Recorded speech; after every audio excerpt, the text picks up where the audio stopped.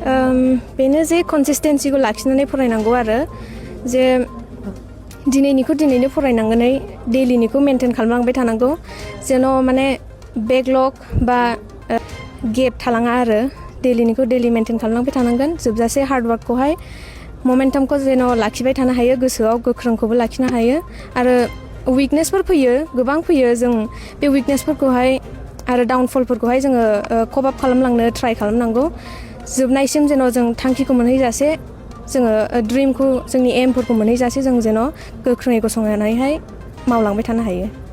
Higher secondary फाइनेलाव Kokrajhar जिल्ला सिंनिनो top 10नि गेजेराव थानो हानानै दिनै जिल्ला बिपिएफ आरो बिजेपिनि बरायनायाव बरायजानो मोनबाय गोसोआव माबायदि फिलिं जादों?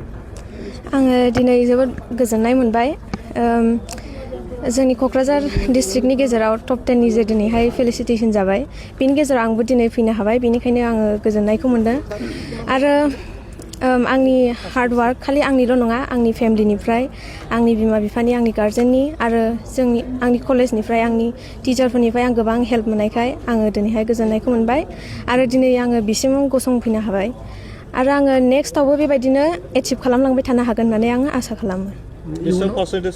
आङो 88% साइन्स स्ट्रिमनिफ्राय। मा मोनखो दिनै?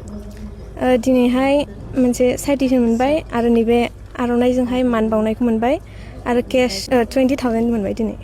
इयुन समाव मा थांखि लानानै बा मा फरायनो सानदों दा? आङो मेडिकेलाव थांनो थांखिखौ लादों बेनिखायनो आङो निटनि थाखाय कचिं लागासिनो इन्टिग्रेटेड स्कुलाव 1 इयारनि थाखाय कचिंखौ लागोन आरो। नैबेबायदि टप 10 मोननो थाखाय जोंनि माखासे इयुन जोलै गथ'फोरखौ माबायदि फरायनांगौ होननानै सानो मा फोरमायगोन?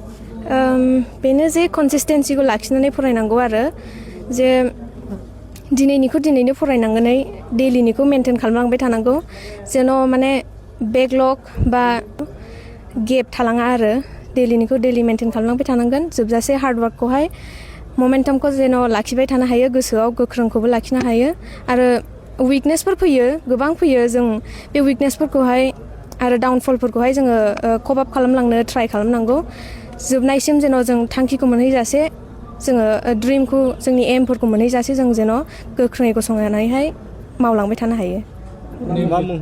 आंनि मुङा रशनि इसवारि। आङो गसाइगावनि हावरियापेट मुंनि मोनसे गामिनिफ्राय आरो गसाइगाव साइन्स एकाडेमि मुंनि कलेजाव आं फरायदोंमोन।